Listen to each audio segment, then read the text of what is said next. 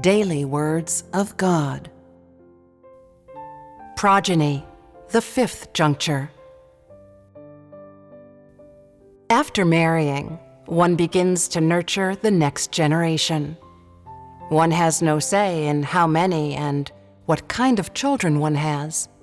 This too is determined by a person's fate, predestined by the Creator. This is the fifth juncture through which a person must pass. If one is born in order to fill the role of another's child, then one rears the next generation in order to fill the role of another's parent. This shift of roles makes one experience different phases of life from different perspectives. It also gives one different sets of life experiences in which one comes to know the same sovereignty of the Creator, as well as the fact that no one can overstep or alter the predestination of the Creator. 1. One has no control over what becomes of one's offspring. Birth, growing up, and marriage all deliver various kinds and different degrees of disappointment. Some people are dissatisfied with their families or their physical appearances. Some dislike their parents. Some resent or have many bones to pick with the environment in which they grew up. And for most people, among all these disappointments, marriage is the most dissatisfactory. Regardless how dissatisfied one is with one's birth, one's growing up, or one's marriage, everyone who has gone through them knows that one cannot choose where and when one was born, what one looks like, who one's parents are, and who one's spouse is, but must simply accept the will of heaven. But when it comes time for people to raise the next generation, they will project all their unrealized desires in the first half of their lives onto their descendants, hoping that their offspring will make up for all the disappointments they experienced in the first half of their lives. So people indulge in all kinds of fantasies about their children, that their daughters will grow up to be stunning beauties, their sons dashing gentlemen, that their daughters will be cultured and talented, and their sons brilliant students and star athletes, that their daughters will be gentle, virtuous, and sensible, their sons intelligent, capable, and sensitive. They hope that, be it daughters or sons, they will respect their elders, be considerate of their parents, be loved and praised by everyone. At this point, hopes for life spring afresh, and new passions are kindled in people's hearts. People know that they are powerless and hopeless in this life, that they will not have another chance, another hope, to stand out from others, and that they have no choice but to accept their fates.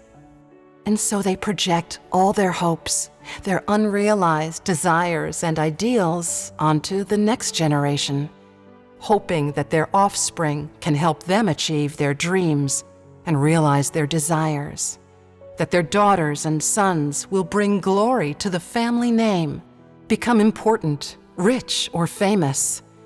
In short, they want to see their children's fortunes soar.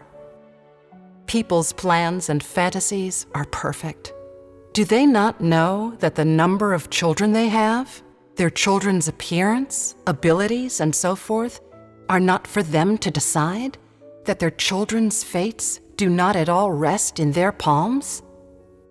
Humans are not the masters of their own fate, yet they hope to change the fates of the younger generation.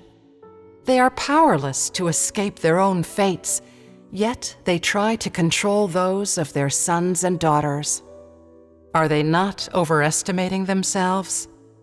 Is this not human foolishness and ignorance?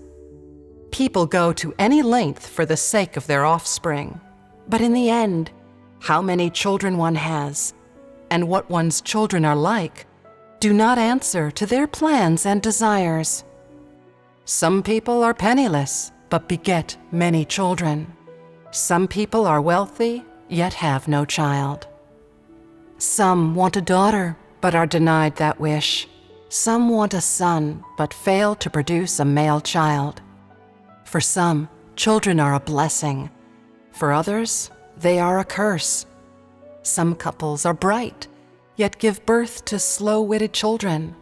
Some parents are industrious and honest, yet the children they raise are indolent. Some parents are kind and upright, but have children who turn out to be crafty and vicious. Some parents are sound in mind and body, but give birth to handicapped children. Some parents are ordinary and unsuccessful, yet have children who achieve great things. Some parents are of low status, yet have children who rise to eminence. 2. After raising the next generation, people gain a new understanding of fate. Most people who marry do so around age 30, and at this point in life, one does not have any understanding of human destiny.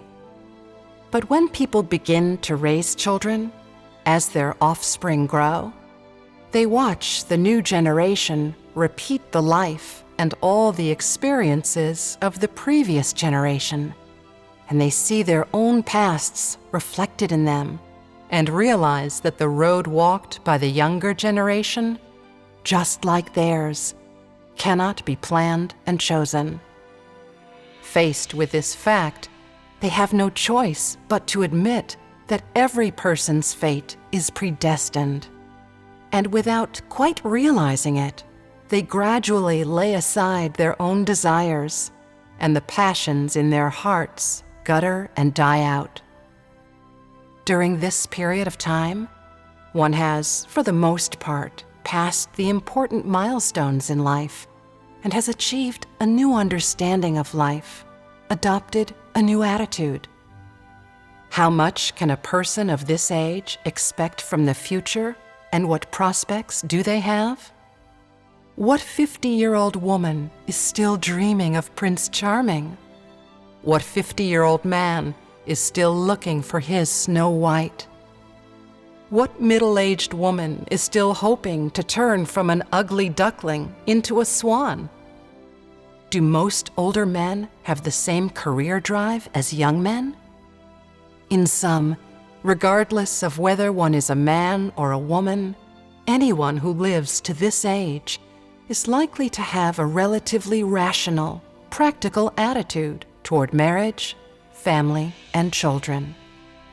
Such a person has essentially no choices left, no urge to challenge fate. As far as human experience goes, as soon as one reaches this age, one naturally develops an attitude that one must accept fate. One's children have their own fortunes. Human fate is ordained by heaven. Most people who do not understand the truth, after having weathered all the vicissitudes, frustrations, and hardships of this world, will summarize their insights into human life with 2 words. That's fate. Though this phrase encapsulates the worldly people's conclusion and realization about human fate, though it expresses humanity's helplessness and could be said to be penetrating and accurate, it is a far cry from an understanding of the Creator's sovereignty, and is simply no substitute for a knowledge of the Creator's authority.